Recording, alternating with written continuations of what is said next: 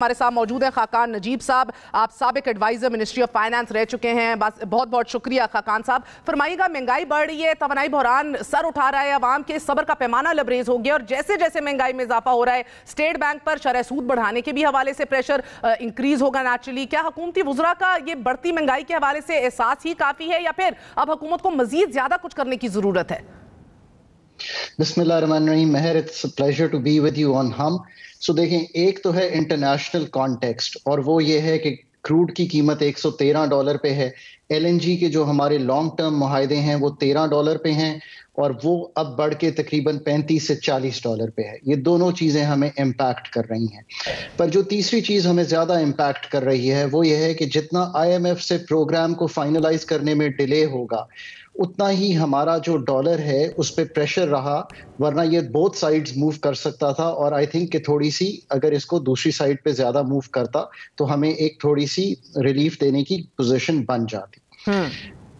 اس کے علاوہ یہ ہو رہا ہے کہ آپ کا جو کرنٹ اکاؤنٹ ڈیفیسٹ ہے وہ 1.4 بلین کلاک ہوا مئی میں. سو ابھی بھی ہمارا جو بیرونی ادائیگیوں کا توازن ہے وہ ٹھیک نہیں ہو رہا. ہمارا جو ٹریڈ ڈیفیسٹ ہے وہ $48 بلین پہ 12 مہینے کا کلوز ہوا, اور ہماری امپورٹس $80 ارب, اور ہماری جو ایکسپورٹس ہیں وہ $31 ارب پہ ہیں. یہ گیپ اپنی جگہ موجود ہے. آپ نے سارے انفلیشن کے فگرز کا صحیح ذکر کیا, ایک ضرور ذکر کیجئے, وہ ہے کہ جو 51 اشیاء کی بڑھنا ہے وہ ایک سال میں 32% ہوا ہے. سو یہ ہے وہ کانٹیکسٹ جس میں اکنامک مینجمنٹ ہو رہی ہے. نمبر 1, جتنی جلدی آئی ایم ایف کے جائیں گے اتنا ہی آپ کی پوزیشن ایزیئر ہوگی. وین آئی سے ایزیئر ہوگی, اس سے مطلب یہ ہے کہ جیسے جیسے آپ کے فارن ایکسچینج ریزروز بڑھیں گے ویسے ویسے آپ کی جو میکرو اسٹیبلٹی ہے وہ آنا شروع ہو جائے گی. اسی کے ساتھ ساتھ باقی جو پیسے آنے ہیں وہ بھی آنا شروع ہو جائیں گے. اب اس تنازل میں آپ نے اور کیا کرنا ہے؟ آئی تھنک کہ بہت سی اور چیزیں ہیں جو کہ ملک میں کی جا سکتی ہیں. ایک تو یہ ہے کہ اس وقت سپلائی سائڈ مینجمنٹ حکومت بھرپور کرنے کی کوشش کر رہی ہے. مثلا ایل این جی لینے کی کوشش کر رہی ہے. مثلا یہ کوشش کر رہی ہے کہ بڑھے گا آپ کا پانی جولائی سے تو اس کو یوز کرنے کی کوشش کر رہی ہے. بٹ زیادہ کرنے کی ضرورت جو ہے نا وہ ہے demand side management. I think conservation and savings is going to be your best friend for the next 3 months اگر آپ انسکیتھڈ گزرنا چاہتے ہیں. اور اس پہ مجھے بہت تشویش ہوتی ہے جب میں یہ سنتا ہوں کہ ٹریڈرز کہتے ہیں کہ ہم تو 6 بجے بھی دکانیں بند نہیں کریں گے. کار پولنگ, 4-day ورکنگ ویک, اگر آپ یہ کچھ نہیں کریں گے تو آپ 3 سے 6 ماہ میں تکلیف میں رہیں گے, اور آپ کی جو بڑھتی ہوئی امپورٹس ہیں وہ ٹوٹیں گی نہیں. اس کے ساتھ ساتھ ایک اور مہر فینومینا ہے جو ریسنٹ ہے, وہ یہ ہے کہ آئل کے علاوہ آپ کی فوڈ امپورٹس بہت بڑھی ہوئی آ رہی ہیں. اس کا پاس تھرو آپ کو انفلیشن میں دکھائی دے رہا ہے. وہ حکومت کو یہ کرنے کی ضرورت ہے کہ ایک نیشنل پرائس مانیٹرنگ کمیٹی ہوتی ہے فائنانس ڈویژن میں, اس کو یوز کریں اور سپلائیز کو سمودن کرنے کی کوشش کریں جتنا کر سکتے ہیں. کیونکہ جو ایبریشنز آتی ہیں ٹمیٹو کی قیمت میں, انینس کی قیمت میں, گارلک کی قیمت میں, یہ آتی ہیں بیکاز سپلائی کی جو اسموتھ موومنٹ ہے وہ نہیں ہوتی. یہ ابھی ہم صرف 3 to 6 months مینج کرنے کی کوشش کر رہے ہیں تاکہ ہم اس مسئلے سے نکلیں اور لوگوں کو تکلیف کم سے کم ہو.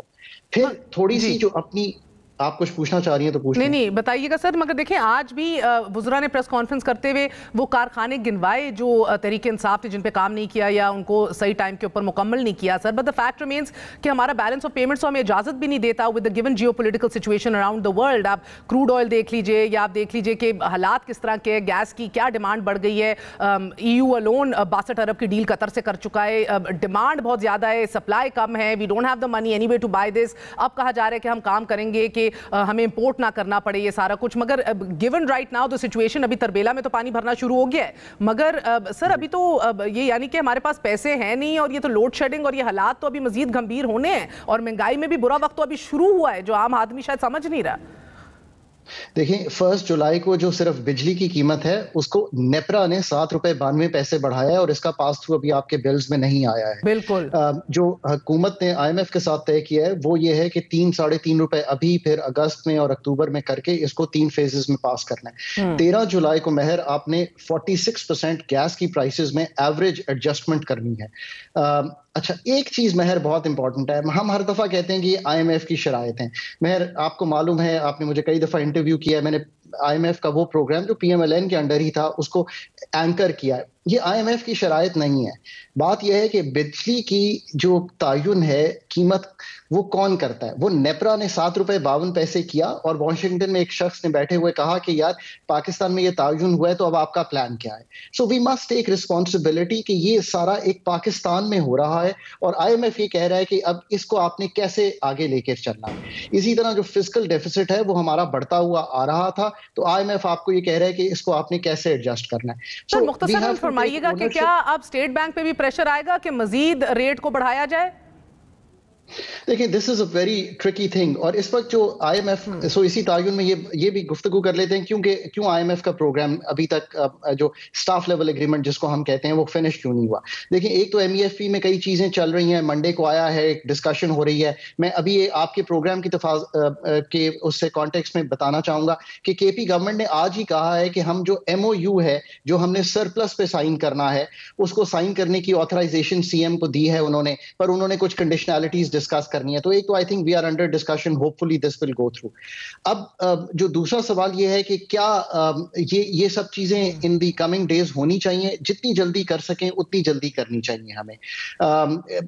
अगर जितना ये डिले करते जाएंगे उतनी ही तकलीफ जो है वो बढ़ती चली जाएगी। इसके अलावा हमें ये भी जरूर याद रखना है कि हमें अपने आप को अब मैनेज करना है इसमें से निकलने के लिए। बहुत बहुत शुक्रिया। खाकान नजीब साहब हमारे साथ मौजूद था। आपने गुफ्तगू सुनी एक